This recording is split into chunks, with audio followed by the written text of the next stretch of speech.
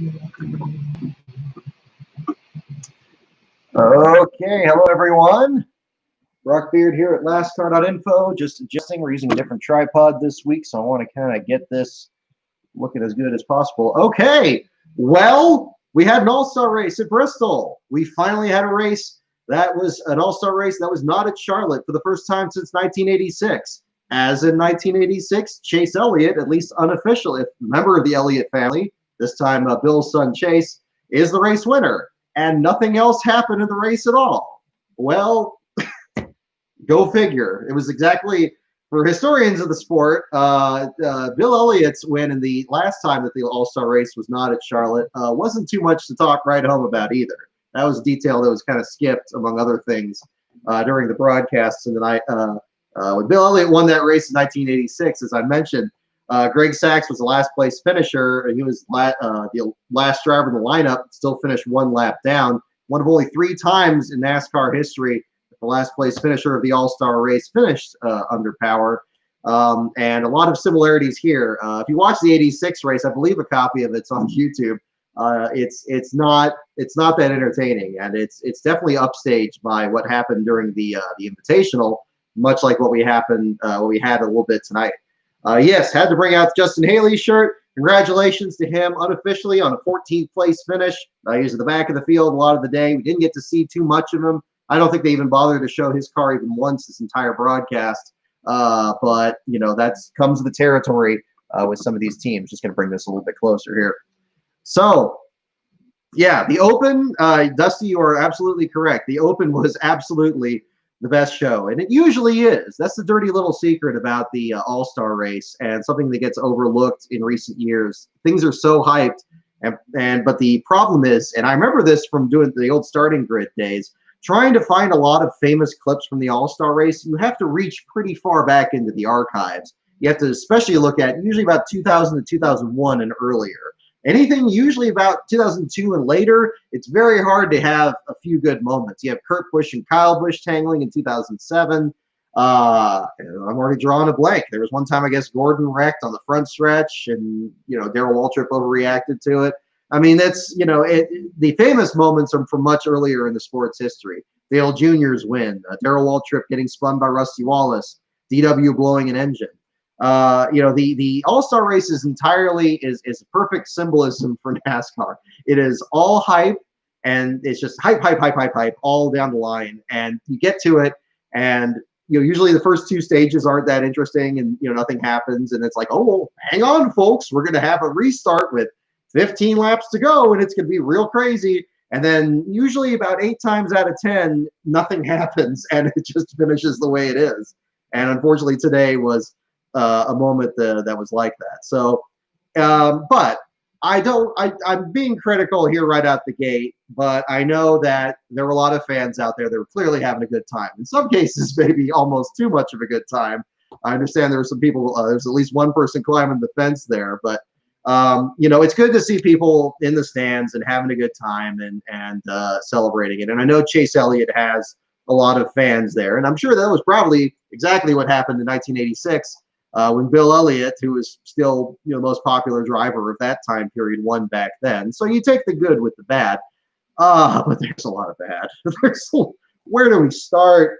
Where do we start? Okay, so first of all, I don't like the numbers. Numbers look stupid. I know that they did this poll, and I think that they probably used a butterfly ballot to do that, because I can't imagine that most people wanted the numbers to be in that spot. Some teams, like the Stewart-Haas teams, I mentioned this on Twitter, did make it look a little better because they made the number larger and they moved it kind of towards the top of the door in its own spot. They also made the sponsor logos a little bit smaller. But other ones, like the Hendrick teams, including Chase Elliott's race winner, they looked awful. The Joe Gibbs ones looked awful. Didn't like any of them. Put the number on the door. It messes up the visuals. When you see the car from the side and the number is off in this little corner, and then you have this big number on the roof, it's not visually pleasing. So I didn't like that. I also didn't like the lights under the back of the car. That was a terrible bait and switch by NASCAR. I can't believe that. You know, that they, even all the way up into the last moment, and I know it's critical of Larry Mack, and, you know, to be clear, he was just reading the script, but they put this graphic up and they show that there's lights under the middle of the car and the front of the car and the back of the car, like we had in Champions Week with the Ganassi cars. And they just have like this little spotlight in the back of the car that makes it look like the thing is a rear gear failure. And they don't even let it match like the paint scheme or anything. So it has to be the manufacturer thing, which is one of the most obvious elements of the car. You don't need to do something like that. So I thought that was stupid. I thought it was insincere from Fox to do that graphic where whoever's responsibility it was to do that and make it seem like it was under the whole car, and then it's just the back of the car. There is such a thing as false advertising, folks. And not to make the federal case out of this, but I think there's few things that are more just minorly irksome than being presented with something and then given something else or something that's well short of expectations. I'm sure people, again, and I'm sure people in the stands liked it. Maybe it looked more impressive at the track or anything, but that's also the network's fault. They should have made that look better. I know there were a lot of comments and complaints from other journalists that said that they didn't make enough out of the choose cone to show them go single file and pick one lane or the other. I think they did a little bit of that in the open, but in the main event, they certainly just kind of ignored that completely. I don't know whether they weren't sure how to cover it, or if it was just something that, that just happened during commercial breaks and the breaks didn't work out or something. But it really seemed like if you're going to do all these gimmicks, why not show them? If you're going to have all these paint schemes that look different with the numbers, why are you only showing like 4 or 5 of them? And if you're going to do the chassis lights, why are you only going to do half of it? I mean, maybe they're just dipping their toe in the water here and just saying, okay, well, we're not going to go full out on any of this. But that you're not going to get very accurate feedback if you're just going to kind of go halfway on it. I'd have much more confidence in this if they just went all the way and just said, okay, we're going to have all the chassis lights. We're going to make it look like, like Fast and the Furious. We're going to have, the numbers are all going to be like, further back and make it look as good as they possibly could. And it just seemed just so, just halfway, and I'm not crazy about that, and it's ridiculous. Yeah, Ben, you hit it on the head. That one where you compared Kurt's underglow to the one on Hamlin's. You hit this absolutely on the head, and it's there's so much that it's just. And then they had the battle for the lead, and they go right to a commercial break. To be fair, it was a side-by-side commercial break, but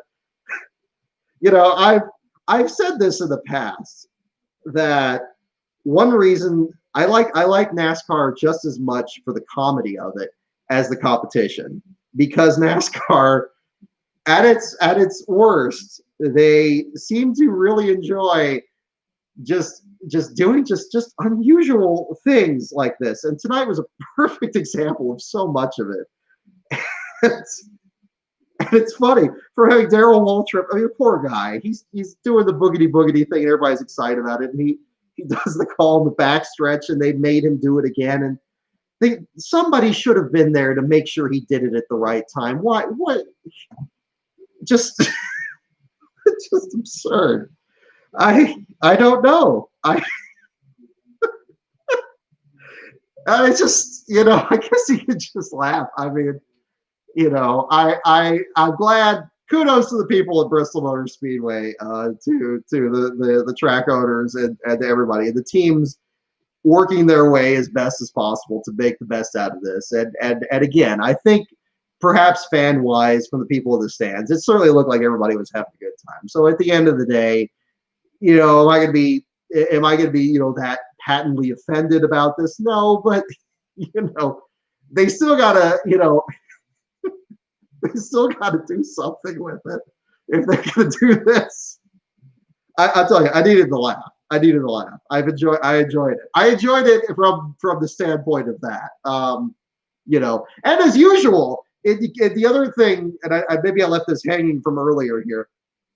The other dirty secret about the All-Star race is the Open is always the best part of the race. The Open, whether it's at Charlotte or Atlanta or anything, it actually started with Atlanta. And I mentioned this briefly on Twitter. The Open has a fascinating history. Back in 1986, they didn't let every driver that wasn't an all-star run in the open. You would have had a huge field back then. You would have had maybe like 50 cars out there with the part-timers and full-timers that were out there. They had a poll, and I put the tweet up before the race started with a group, I believe it was about 25 different drivers. And from that, they had to pick top 14 vote getters. And the one that I got on there was from JD McDuffie fan club president, James Oldham. Before the Demirs family, Mike Demirs passing away recently, way back in JD's earlier career, James Oldham was a big part of that. And he was part of the effort to fill out as many of those applications as possible to get JD in there. And some of this is chronicled in the book, but JD was lower in the rankings, and they had to fight really hard to get him in there. And he ultimately was able to get the 70 into the show, and that was a very popular deal. Shades of his effort to get into the Busch Clash in the inaugural race in '79. So he was actually, if you think about it, he was in both the inaugural Busch Clash and the inaugural Winston Open, or what I always call it, the Open race in general today. So he had the opportunity to be in both of those, and both of them from a groundswell of effort. Did not finish last in the race. I believe it was Trevor Boys that finished last in that one, but was able to compete in it. 14-car field, and was able to get the most out of it. The open race again in this one was the best part of it, easily. And there was so much more bumping and banging, people running over each other. And yes, indeed, you had the incident with Bubba Wallace, which I think is the central thing everybody's going to take from this and all that. And I still stand by what I said earlier on this. I think that William Byron played a role in that wreck. Now, maybe I'm not saying McDowell was absolved of it completely, but I was a little concerned at everybody dunking on McDowell so consistently right away. Some people calling him a coward and other things like that for a racing incident. It's a racing incident. You have this short race, and and McDowell out there, he's had a great season, and there's been a lot of goodwill towards his direction this year and how good Front Row Motorsports had. And it was disappointing to see how quickly people were willing to just, not everybody, but a number of people were able to just kind of brush that aside and just say, oh, come on, he wrecked Bubba, and it was clear as day. If it were just the two of them there, I'd be persuaded to think that, because, yeah, it was a ways before they were going in the corner. But the fact that Byron turned McDowell so quickly afterwards shows that the 24 was that close. And I think that whether he was knocked loose or something else was happening there, the aerodynamics in these cars, it's hard to tell. But the reason I think it's still up in the air is that, by all accounts, we never got McDowell's side of the story. So it's really hard to judge too harshly on this. It's unfortunate. I mean, I was just excited as anybody when Bubba got into the All-Star race last year. He slammed those two Cokes together, and he was able to bounce back and beat Suarez to the line. I think he would have put on a good show, and maybe this race would have been a lot better with him in it. It's unfortunate, but it was tight racing. It was tight racing. It was close competition, and it's not blaming anything on Byron either. I'm not saying sick the mob on him either, but it's a racing deal, and we saw plenty of that. We saw a lot of, pretty much Almirola didn't get too much damage, but Byron had a lot of damage on his right front, you noticed, from when he ran into McDowell. And yeah, McDowell spun after the contact with Bubba Wallace, but all three of them were right on top of each other there, and anybody skidding sideways 1 inch or another could just set everything ablaze, basically. And I think that's more what happened in that case. But we never got McDowell's side of the story, so the narrative was run with, and I have all that. And I don't blame Bubba for being upset. It's frustrating, especially 17 laps into it and not being able to get a chance to transfer into any one of those rounds. I mean, Bubba last year got to the point where it was the last round to get him in there. And it made it dramatic, and it was exciting. And would he have got the fan vote? Sounds like he would have. And again, maybe that would have helped the complexion of the race, but it's a racing deal. Just like Tyler Reddick was having a good run and then got the fender caved in there, or brake issues that Joey Gase apparently had towards the end of it. But the Open, again, is the best part of the All-Star race, and it still was in this case. But again, yeah, can't blame Bubba for being upset. It's a little, or leaving a little token there, at the 34 hauler, what looked like the front piece of the car. I'll tell you what, that's the kind of rivalry and kind of craziness that I thought people wanted to see. But and we'll see what happens in Texas. I know Eddie Gossage has got to be really excited about that when you have the Texas Twister, Michael McDowell, and then Bubba Wallace, who's been in the news so much at the same time, being a big part of the story there, or at least kind of bring something up there. But yeah, I'd love to hear if anybody got a quote from McDowell. I know this is the difficult situation where you have the COVID regulations. Again, we talked about this at Talladega, where you have media that's just in the press box and nobody down on pit road. But or just very few people on pit road to get all the stories there. I hope somebody did get his quote. If somebody's found anything on McDowell on that, I'd love to see it, because I think it's important to get both sides in this racing deal or not. Obviously, they traded bumps before. You can't place this out of context. McDowell was moving Bubba out of the way and everything, but an unfortunate situation there for him. But obviously, there's been some good news with him this week with the new sponsorship from Cash App on the number 43, and we'll see what happens from there. But yeah, I think I would just caution not being too harsh on McDowell at the same time. I know people were, it was, in a more cynical perspective. I know it perhaps got my side a little bit of attention because everybody was dunking on the fact that he has the most last place finishes. But then, I was retweeting that. It's like, okay, but look, 24 of those were because he was with Start Park team. So if he just had those 10 finishes, he wouldn't even really be in the top 10 of what there is now. So, but people will run with whatever they want to run with, and that's always the big thing from the site. I've certainly found that over these number of years covering that. But it's I don't know if this race would have been any better at Charlotte. We've had too much Charlotte this year already. We had the midweek race after the 600. We're going to get the Roval this fall. I see changing the venue. I'm not sure if Bristol was the best one. Maybe something like Martinsville would probably have been good. Something flatter and slower. Bowman Gray Stadium getting brought up. I think a dirt track would be the best. I always bring this up, and I wait for Tony Stewart to do something about this. This format that we have here, where there's sprint races and you have fields of maybe 20 cars in each one, that's designed for dirt track racing. That would be fantastic. Unfortunately, the COVID thing I know has messed that up a big time. I don't know what's going on over at Eldora right now. But I think that's where the direction of this needs to go. And especially if a lot of these teams are running basically disposable cars, especially the big teams, of course. Smaller teams, it's definitely a different story. And that's why we didn't see Timmy Hill in this race at the same time. It was actually, I think that was a good decision. He probably would have got collected in one of those things that happened during the Open.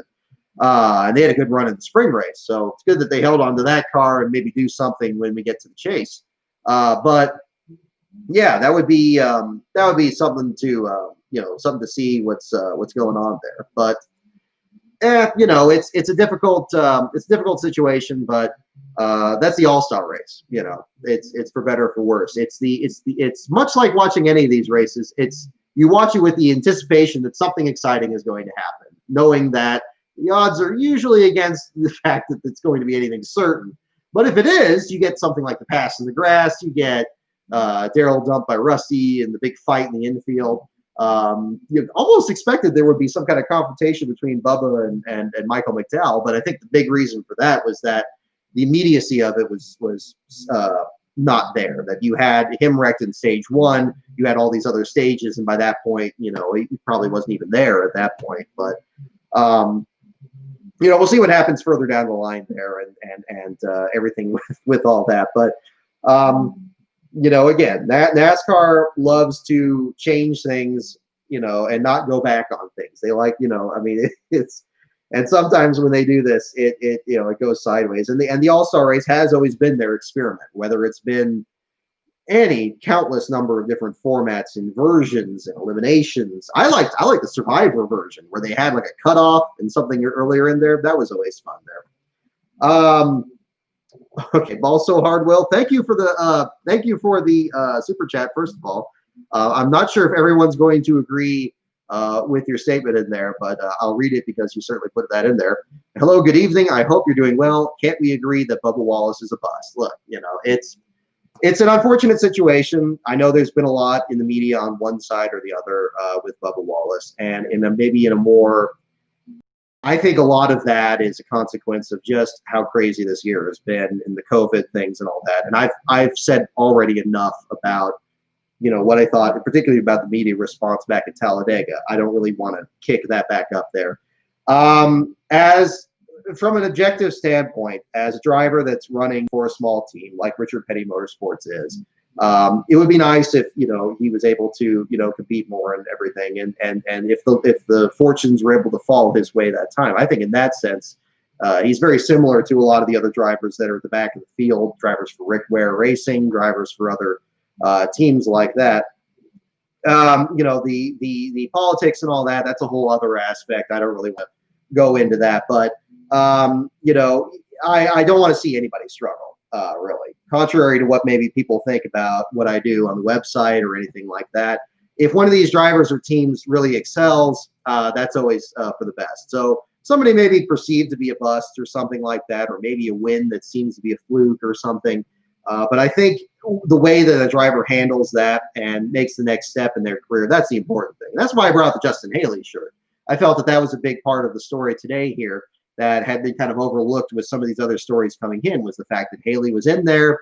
It's his first start for Spire Motorsports since he won Daytona now over a year ago. I think we were in the same room when that happened and had that deal. But that was a different, that was a different situation with that. And I think that those are the kind of stories you want to talk about. We had just, last week at Kentucky was a perfect example of that, because we had the situation where Kyle Weatherman got a top 10 finish for Mike Harmon, the first ever for the team. And then the next day he gets in a crash on the first lap, destroys the same car. And now I'm sure as of this moment, he's helping the team out, banging the dents out of it and getting the thing ready for Texas. By the way, if you're interested, that the door of Weatherman's car is still on the silent auction. Check out, I believe it's Karen Marinella's page. I'm sorry if I got her name wrong, from Mike Harmon's team. If you look up the tweet, it's on my list. I retweeted a few days ago. But they're doing that as a benefit for a fallen police officer, I believe, over in Phoenix for that. So, yeah, there's, Bubba Wallace is another one of these drivers that's working their way up there. And I'm very much averse to like the hype of some of the bigger names in the sport. You always want to, you follow them as they work their way up the ladder and try to get things going and all that. But, certainly to your point here on the super chat there, it's being a bust, I think is never forever. It's something that could always, turn around at any time. And maybe somebody's struggling now, but they can work their way further up. And those are the stories that I hope we get covered more at some point. And, maybe we get to that point. Because I think even for drivers further back in the field, there's a couple moments you can point at where they did a lot better and were able to prevail. You look back at Indianapolis when we had that incident on the opening of Pit Road. One thing that got overlooked during a lot of that was how many smaller teams were at the back of that single file line that managed to slow down a little bit more and not get involved in that, and then end up with some of the best runs of their careers. Yes, there were circumstances that dictated the outcome, so to speak, as Richard Petty himself would say, but they still were able to capitalize on it. Josh Bilicki getting 25th there for Tommy Baldwin's team. The least cars from Rick Ware Racing that BJ McLeod's been doing. I think he was like 22nd. You had this whole group from there on that. But yeah.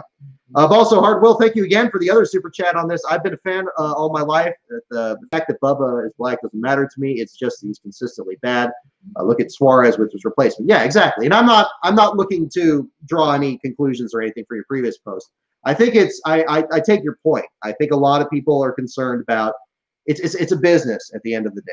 And if you have a driver that's not performing and they're not bringing in sponsorship and they're struggling a lot, these teams have to do what makes the most business sense to them.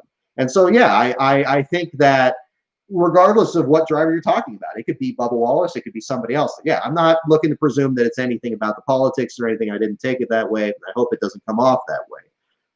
But yeah, obviously you have other, situations with these drivers and teams and, but all that. But, there's been other, efforts trying to get back up there and the best that they can get.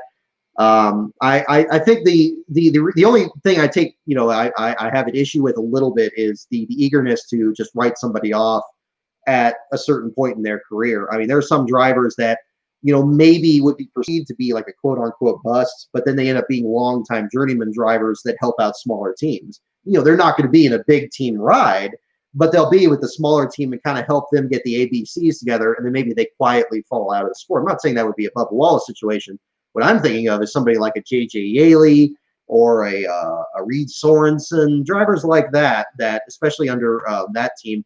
Both these drivers, were actually, I think, in the same rookie class in 2006 for high budget rides with Chip Ganassi Racing and Joe Gibbs Racing. And then they ended up falling further back to other teams and, maybe not getting, the best runs that they could, but still helping out these other teams. And those same teams were able to hire new kids, like a Bubba Wallace driver or something like that, somebody coming up the ranks and working on the team that way. So I think that's the thing with that. So I think even then, a bust is not necessarily something that, maybe is as much of a scarlet letter in that sense. Maybe it's just a sign that somebody goes a different direction. I'm kind of reminded a little bit of talking about Tony Roper in 3 Before February a while back, where, the quote from his relative that he knew he wasn't going to be a big name driver and he was okay with that.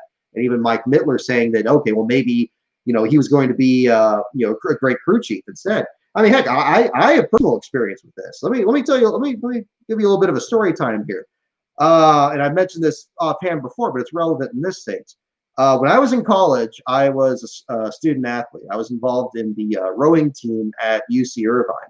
I had zero athletic experience. I was walk-on athlete. I was invited on because of my height. I was 6'2", and if you're over 6 foot, you can get in a boat and start cranking those oars. I had no athletic experience. I was about the shape that I'm in now, maybe a little bit worse. And I was trying to make, trying to get something going in there. And luckily, and when I started out, of course, I struggled. I had to learn how to be an athlete on top of how to row the boat. And those boats aren't easy to row. They're about as wide. They're less wide than this chair. So you have an issue with that. But, dealing with that and working my way up there, I had to work like 3 times as hard just to be middle of the pack. And I didn't really get there until my 4th year, but I made it through. I did all 4 years. I got my varsity letter and I did that. But, along the way, I was invited to, I was talked to by other people that were higher up in the sport and saying, well, look, I know you're interested in the sport. Maybe it's not going to work out for you getting to compete in the boat. Maybe you'd rather be like, work with the administrative side of it and kind of deal with that. And so I was invited, to do that. And I politely declined the person because I knew I had this opportunity to try to do something in student athletes that I was never going to have again. I mean, I had no illusions of going to the Olympics or anything like that. I said, okay, well, look, I got 4 years here. I got some opportunities to try it. Let's see how far it can go. And, ultimately at the end of the day, I got to be about out middle of the pack. The big thing with that is pulling 2,000 meter ergs. I don't know how many of you guys are in the sport, but, for me, the goal was to get below 7 minutes, which is, really a limited mark. But I finally got to 6 minutes, 48 seconds at the end. That was the best, run I had there. And I'm glad I was able to leave it at that point. And I was in the best shape of my life too. I fully credit them with the experience that I had. I'd love to do more for the program since then. I know obviously they've been dealing with a whole lot of stuff going on there. But I bring this up because, I'm not trying to brag or anything on this. It was a great time in my life, but it was an instructive time too because, I certainly in that time, I knew what it was like to be slow. I knew what it was like to be not competitive against people that were, football players, basketball players, hockey players. I mean, gosh, marathoners, all these other people. I had a group of 3 friends. I believe they called their group Team Venture that competed in a triathlon. I'm like, oh my gosh, it's insane.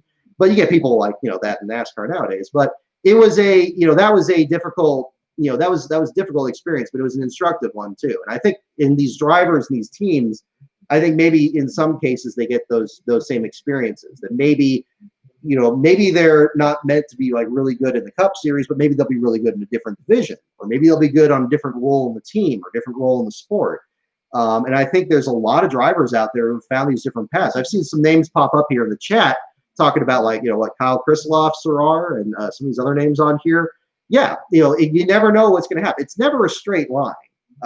It could go up and down. It can go back and forth. You never know where you're going to get, but ultimately, you do the best you can. You try to get as far as you can, and that's just as far as you can get that size. Yeah, there you go, Josh Wise. That's a good example. Actually, they're a good example of an excellent athlete too. I mean, if I know these drivers are athletes, but if athletic skill were by itself, Mark Martin, Josh Wise, and Jimmy Johnson would have like every championship in the last like 20 years. Unfortunately, there's a lot of other elements out there that sometimes are out of your hand, just down to just bad racing luck, or what team you end up with, or just things that happen that are just out of your control. And that's what makes this sport so unpredictable. But that's another part of it. But yeah, I mean, it's a difficult situation and everything. I certainly, but again, I don't like seeing anybody struggle, and I sense that from you as well on here for the super chat. That you had the concern too. But yeah, you're a fan. Being a fan of him and everything and all that, it's or at least that's how I read it. I mean, if you said you were a fan of his or just a fan of the sport in general, I definitely sense the frustration, and I think that that nobody wants to see anybody struggle and have those difficulties, but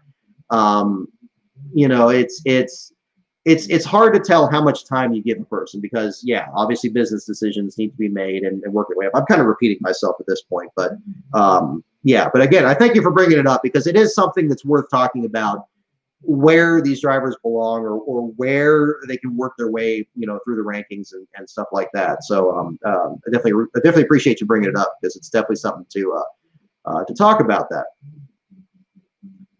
All right. Yeah, pit crew members are legit athletes as well. Exactly. You could have somebody like that maybe is not a very good driver, but a great crew chief, a great pit crew member. Rodney Childers, Kevin Harvick's crew chief, if I'm not mistaken.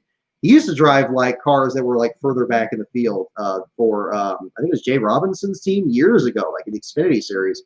Didn't have a career takeoff. You talk about Matt Kenseth's former crew chief, the one with the two that Robbie Reiser is another example. Other ones here. Again, to be a crew chief, just be an amazing crew chief. Gosh, there's another one.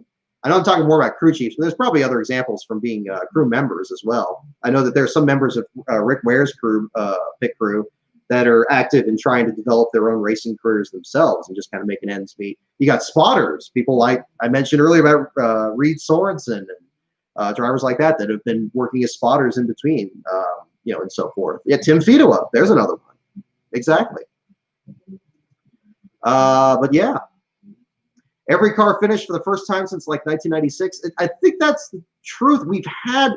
But I think we've had a couple more races, point races there, that have had the full field complete, because we've had a number of other races where the last place finisher finished under power. So it might not be the one in 96 anymore. I have the note here somewhere, so I can get you some more examples from that. I'll pull that up here in the meantime while we get there. And we'll get into trivia here in a little bit as well. To wrap this up, I think I've already eviscerated this race with a lot of the other stuff going on here. Let me sort this out. I'm going to bring out the little spreadsheet here, and let's take a look at what we can find statistically. Because obviously the All-Star race, for mine, I have the All-Star race statistics kind of in a separate category. We'll have articles for both Bubba Wallace's last place finish in the Open and Kurt Busch unofficially last place finisher in the All-Star race later tonight. Those will probably be brief articles there, but we'll get those posted later today, and you'll have those checked out. So stay tuned to the Twitter account at LastCar on Brock for more updates on that. Let me pull this up here.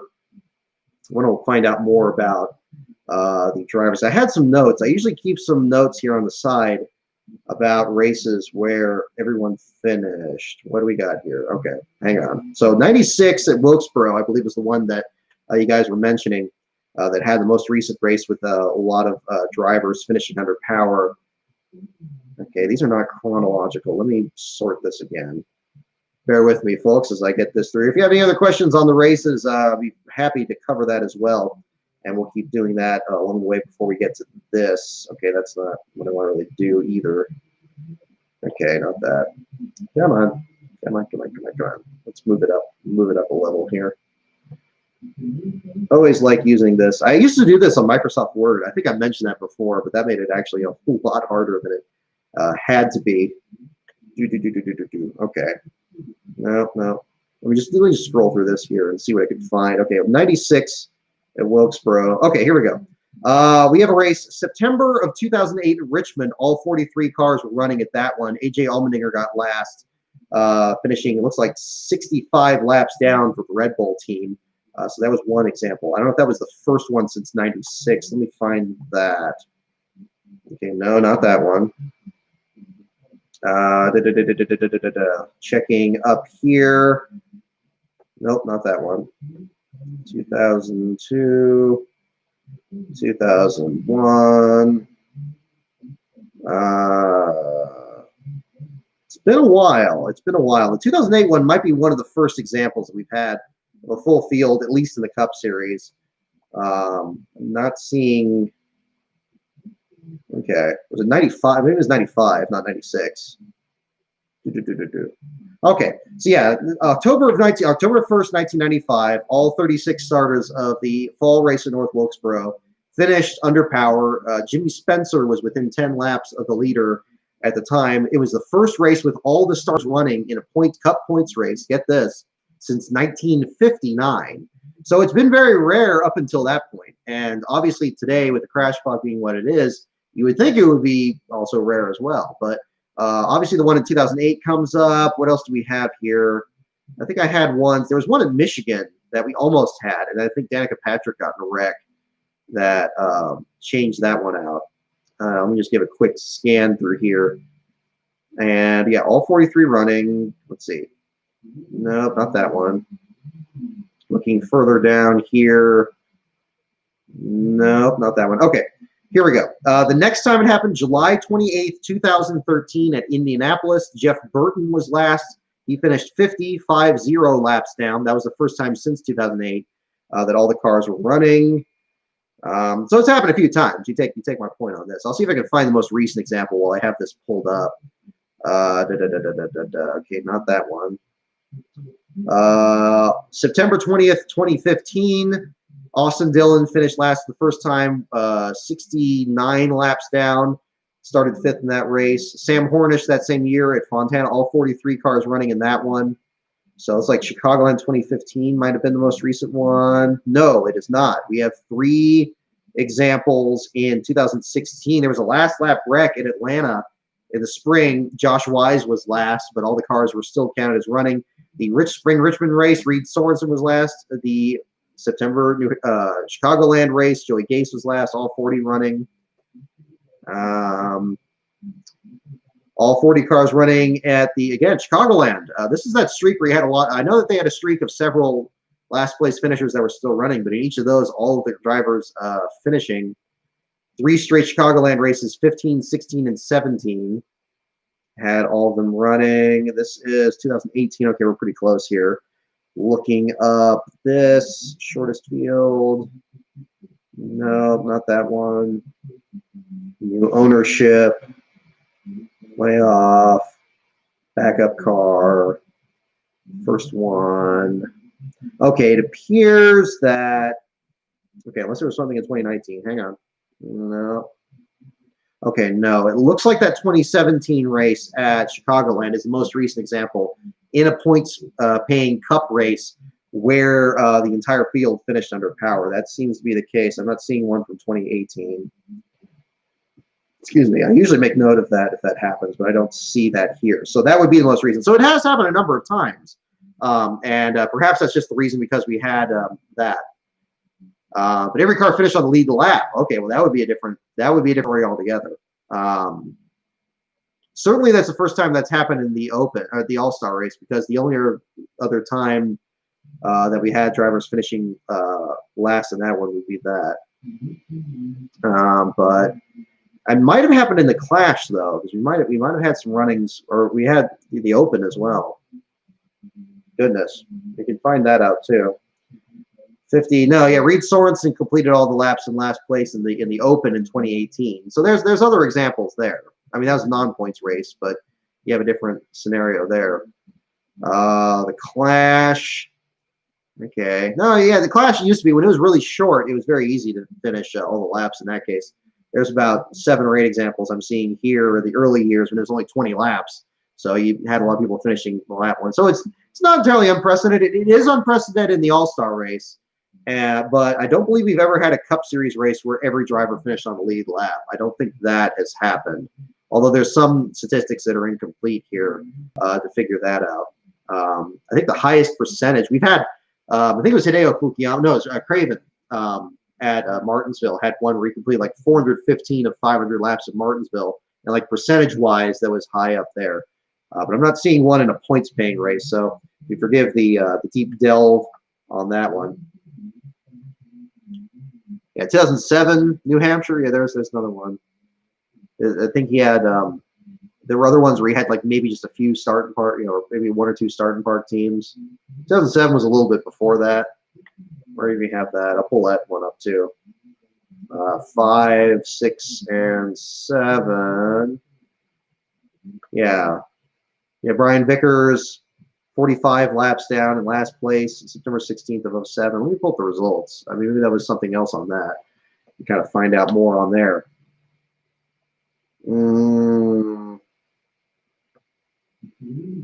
Chase Elliott's the winner. Okay. Looking here, looking there. No, that's the July race, the September race. Clint Boyer, the winner. Okay, yeah, okay. All 43 runnings. Yeah, good call there, Ben. Yeah, all 43 running. Let me add that note on there. So you had that example as well. So okay, so there's that one in between, even before you get to the 2008 race. So let me update that in the stat chart here, and we'll get that one as well. This is always the challenging part about doing this, is that it's always, the statistics always update. Sometimes you get more information on these last place finishers or just the races in general. But that note should have been in there. So let me get that one added on there. I mentioned just last week we had to update a couple of things for the Truck Series. I think in 2013, because there was a finish that was a Chevrolet and not a Dodge, or not a Ram rather, after the Dodge separation. Let's see, all 43 cars running. Okay, so we got that one too. All right. Oh, I didn't close the stream, did I? Okay. Hopefully we're still there. All righty, people. So we'll get this going. So we kind of have it in yeah, a different situation there.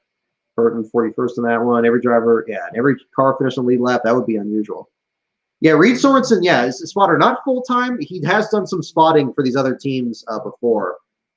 He's been helping out with these guys. I think at Martinsville. I don't remember if it was Martinsville or one of those. Somebody was mentioning that Sorensen was spotting for Yaley after Sorensen was originally scheduled to drive the car. So they did some kind of swap on that. So it's not full time, but he definitely has experience doing it. So that's part of all that. All righty. Okay, so I think that's about all on the races there. Again, if you have any other questions, let me check some other comments here. Kirk Shelmerdine, yeah, that's another good example. Coleman Presley. Robbie Reiser, yep. Jason Jarrett. Yeah, a lot of these guys. Jason Hidleski had like a one-off for the Don Levy team. I think he's is he still one nowadays? But yeah, I haven't heard much more from DJ Kopp on that team there. So hopefully there's something else that's turning up there at the same time there. But that'll be interesting to see. Okay, well let's jump into some trivia here at the same time. So we got the trivia thing up. We'll do some more questions here, and we'll do that. I don't know if we're going to get some more of these Rookie of the Year questions or anything at the same time, but I'm sure there's, it's going to be very interesting to see how things are handled these next few days. We had a very unusual evening on top of this. I understand that the people that have blue checkmark Twitter accounts weren't able to access stuff at the beginning. I wasn't sure if that was just like a meme or something, but I guess that was actually happening because there were people like Jeff Gluck and stuff were using backup accounts. I don't know, full moon tonight or something, I guess. I don't know what was going on, but that on top of everything else. But we'll see how I'll be interested to see what the verdict is, but I think I've made my thoughts on that pretty clear. Alrighty, so here are your categories for our All-Star Night trivia category. So go ahead and mention in the comments which one you want. NASCAR, pits, teams, tracks, drivers, and the wild card. We'll see how many All-Star questions we get here. I have the camera on the tripod, so hopefully it doesn't shake a lot here at the same time. We'll do some more questions here in the meantime. Okay, we got 2 for wild card. We got 2 for NASCAR. Who would like the categories? Again, NASCAR. pits, teams, tracks, drivers, and the wild card. Go ahead and put in your requests. Oh, yeah. Hump day, everyone. Hump day trivia here tonight. Righty.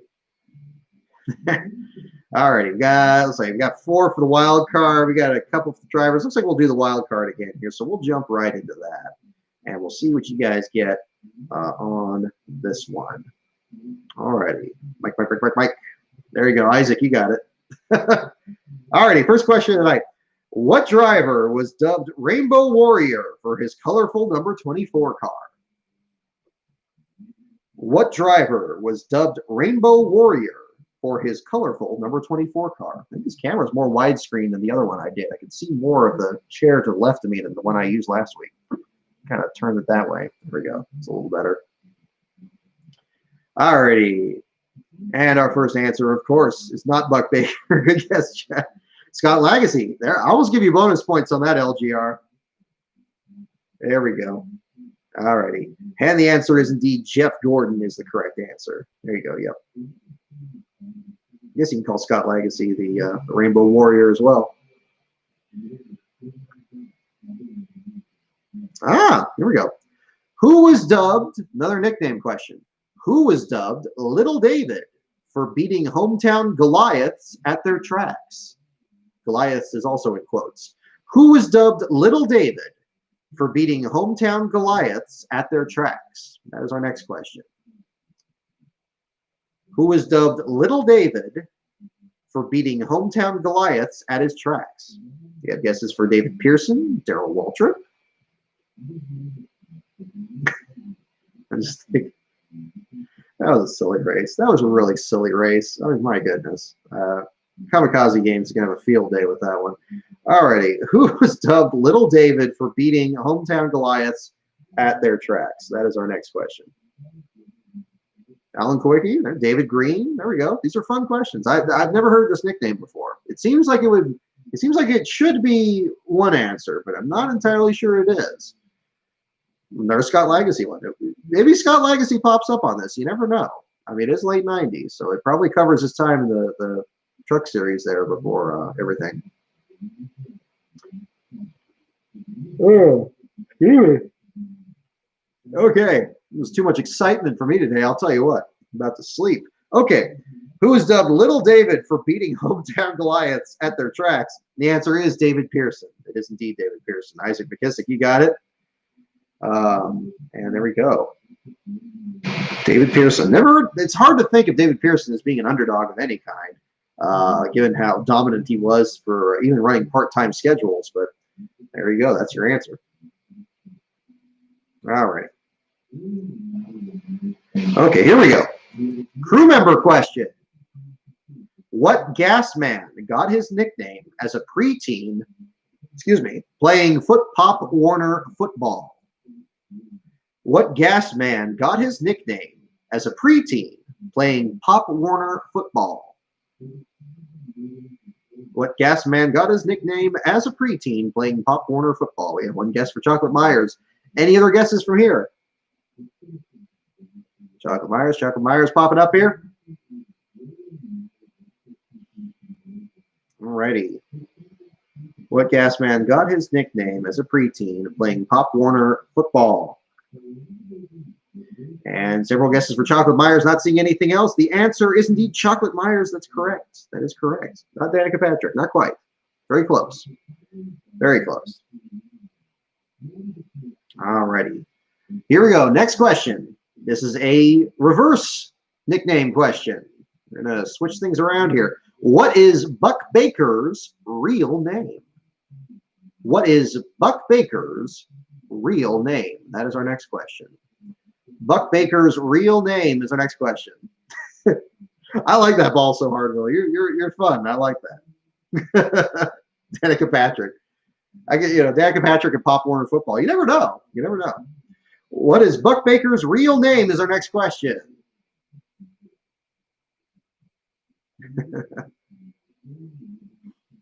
By the way, as we're doing this here, a brief promo again here. Those of you who are in the Patreon, make sure you check out the channel later tonight after the stream, or the Patreon later tonight after the stream. We have advanced access to the next video that I narrated for a NASCAR man, and it is quite an entertaining one and highly relevant to what we saw tonight. I'm not sure how much I'm able to let on here.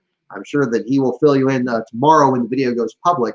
But for those of you that are in the Patreon or would like to join the Patreon for as little as $1, you'll have access to advanced access to everything on there, as well as that. Oh, also Hardwell, thank you so much for the super chats tonight, man. You're really going above and beyond.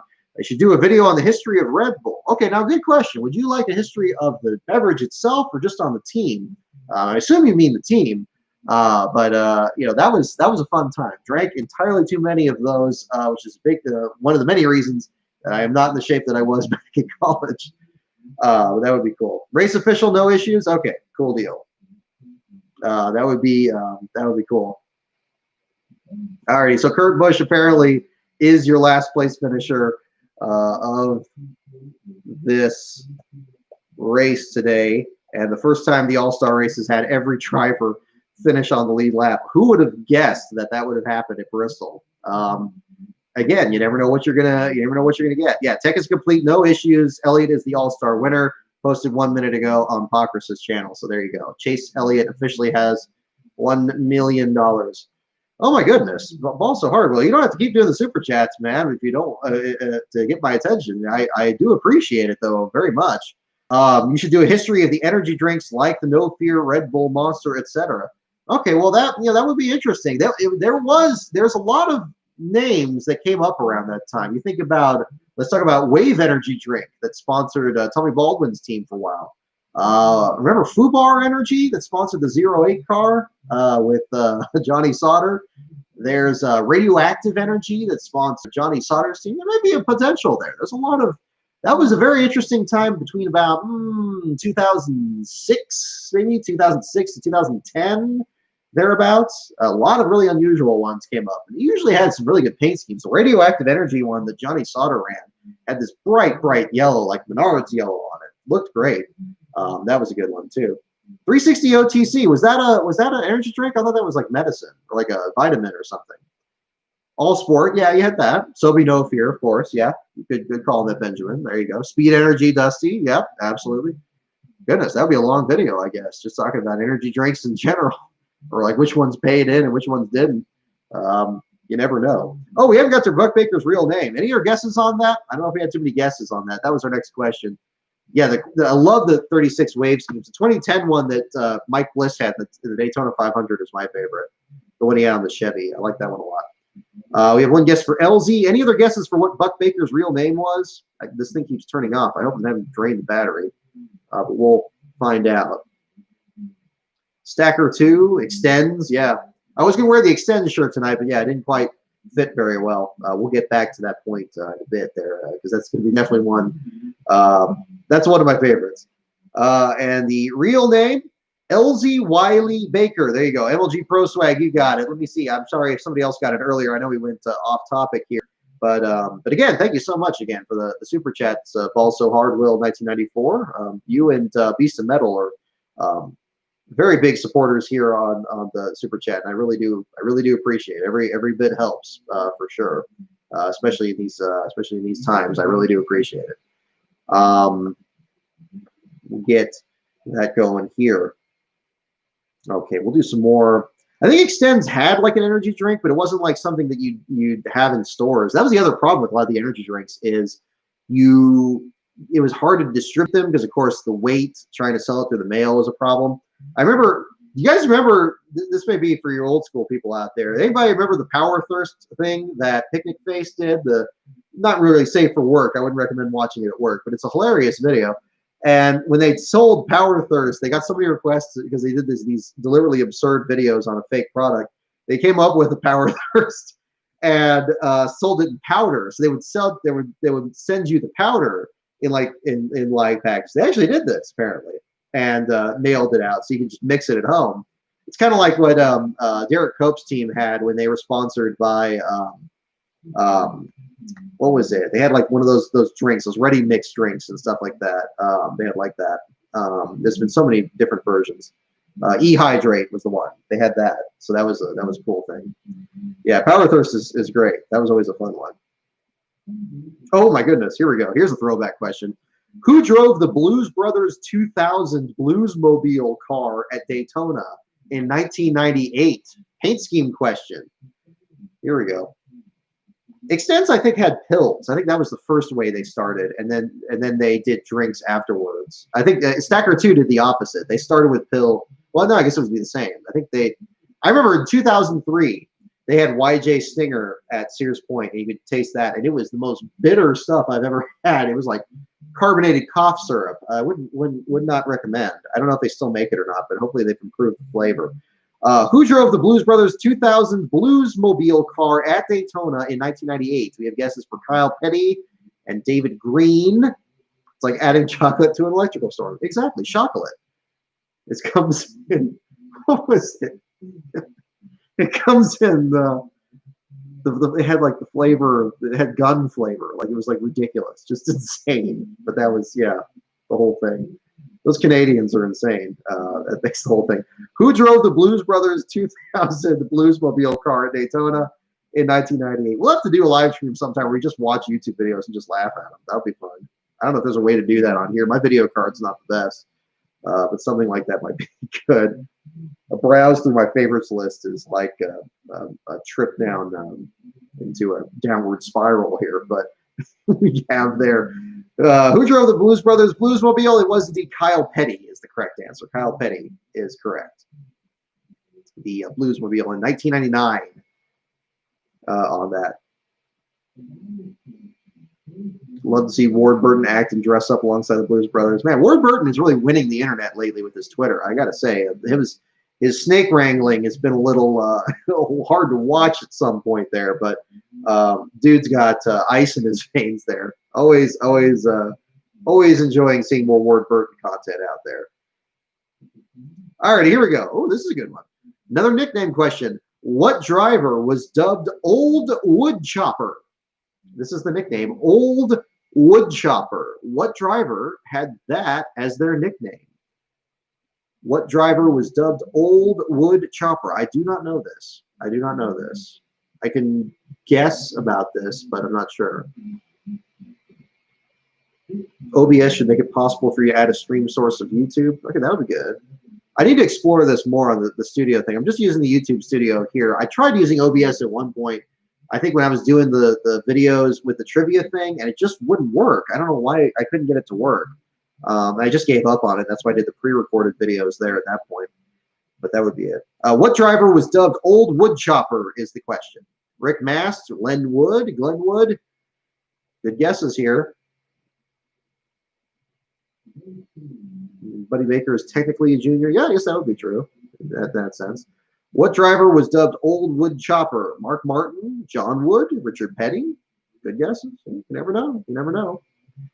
Up to 31 people in the chat. Welcome back, everyone. We gained a few people here. I know it was a bit longer when I was scrolling down my Excel spreadsheet there, but we're doing full trivia right now. For those of you new on here, we're doing the wild card category. Hello. Hey, what's up? Oh, okay.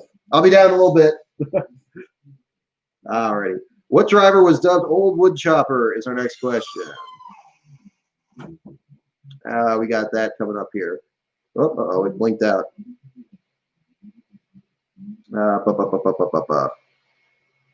And the answer is Glenn Wood. Glenn Wood is indeed the answer. So we'll do that for the next question here.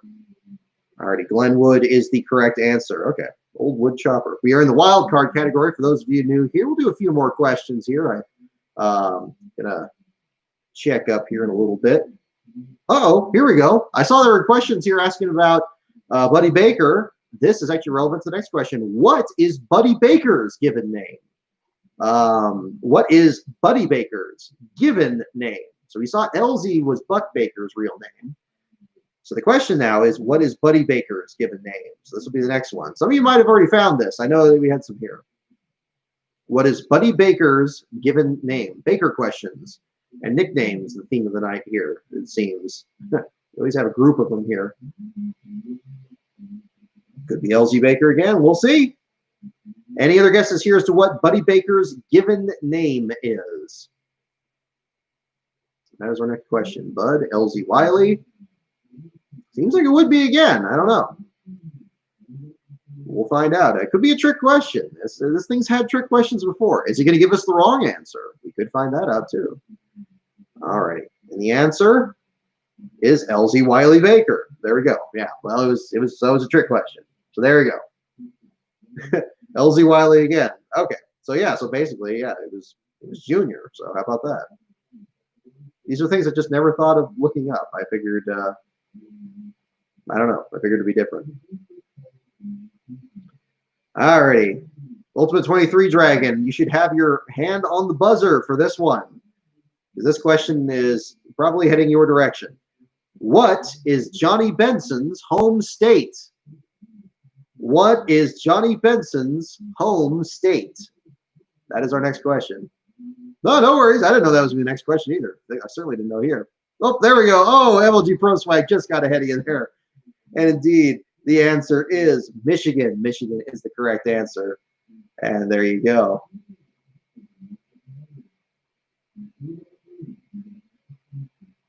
Alrighty. Okay, Michigan is indeed the correct answer. Michigan, the correct answer. Okay, here we go. Beverage question. This follows up our energy drink discussion with the 1994 here earlier.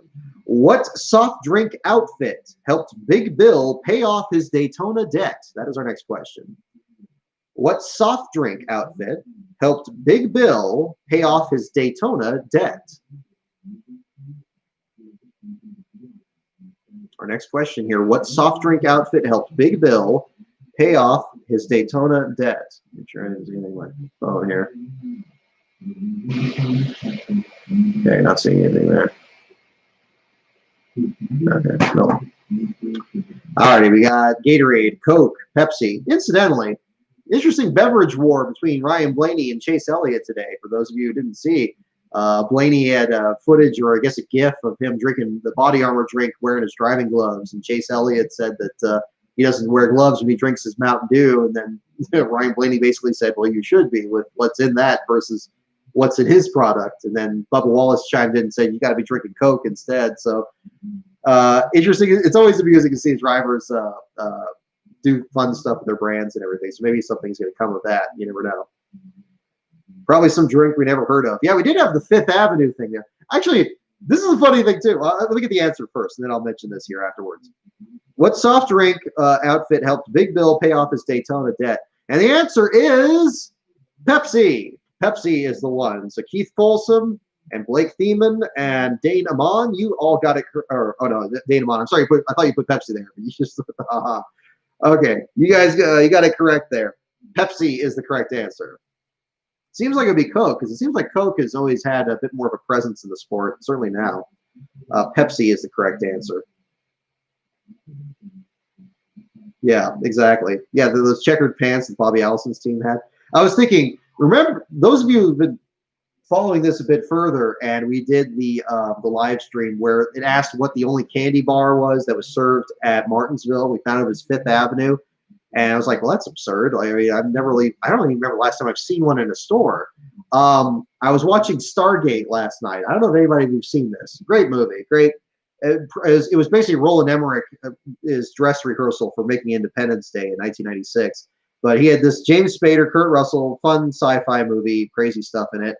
And there's a scene in it where James Spader is trying to communicate with these aliens. He brings out Fifth Avenue candy bars. That's the crazy thing. Hey there, how's it going, bud? Hey. We're still on the eggs, you know. No worries. But yeah, but they brought out Fifth Avenue bars. I'm like, this is like the first time I've seen seen that at anything else. It was just making me think back to the live stream the other day. So that was fun times there. So yeah, great movie. If you're looking for something to help pass the time or something to pull up on Netflix or something, I recommend it there. And that will definitely give your sound system a workout at the same time there. But yeah, that was crazy. So that came up in a live stream. I think we did that about a month ago that it popped up there. So we had that, but that was interesting. All righty, we'll do a couple more questions, then we'll wrap up here. Traffic is definitely picking up in here, but we'll get rolling from there. What informal first name is shared by drivers Brooks, Passwater, and Trickle. What informal first name is shared by drivers Brooks, Passwater, and Trickle? Alrighty. What informal first name is shared by drivers Brooks, Passwater, and Trickle? Any guesses on that? We have one for Dick. We have one for Doc. What informal first name is shared by drivers Brooks, Passwater, and Trickle? All right. You don't have to post it here. There we go. The answer is indeed Richard or Dick. There you go. Okay. Hopefully this doesn't get demonetized. Okay, who was the first driver to race by the credo? Okay, well, this is a fun one. Here we go. Next question. Who was the first driver to race by the credo win, wreck, or blow? I'm not sure if I can say some of these questions anymore. This thing's starting to mess with me here. Who was the first driver to race by? We might be cutting this short a little bit here.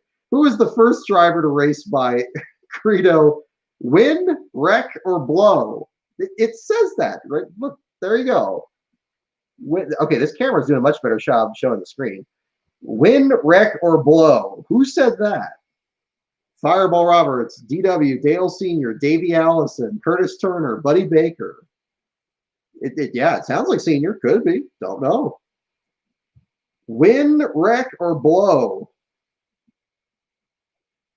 Okay. Roddy Burns, that's a good one. There you go. Any other guesses here? We're going to hit the button on this pretty soon. We'll see what's going on here. Alrighty. Who was the first driver to race by the credo win, wreck, or blow? Those are the answers.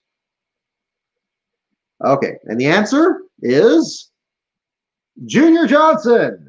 Junior Johnson is your answer. Wow, I don't think anybody got that. I certainly want to guess that. Tim Richmond was a good guess, yeah. Yarborough, Burns, Cale, I almost got it wrong reading it. Junior Johnson is the correct answer. Junior Johnson is the answer. Yeah, no. Win, wreck, or blow. That should be the slogan for the website here.